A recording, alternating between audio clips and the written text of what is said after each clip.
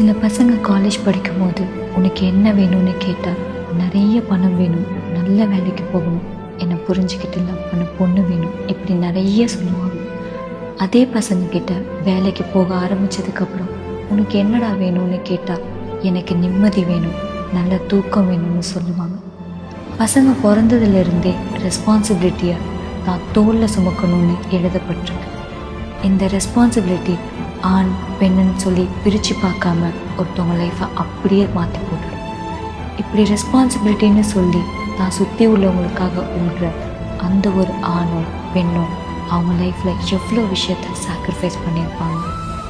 அந்த மாதிரி ஒரு பர்சனை பார்த்தீங்கன்னா நீங்கள் அவங்கக்கிட்ட கேளுங்க, நீங்கள் சந்தோஷமாக இருக்கீங்களா? அப்போது அவங்க கண்ணில் தெரிகிற அந்த வலியும் பேச முடியாமல் இருக்கிற மௌனமும் உங்களுக்கு பதில் சொல்லும்.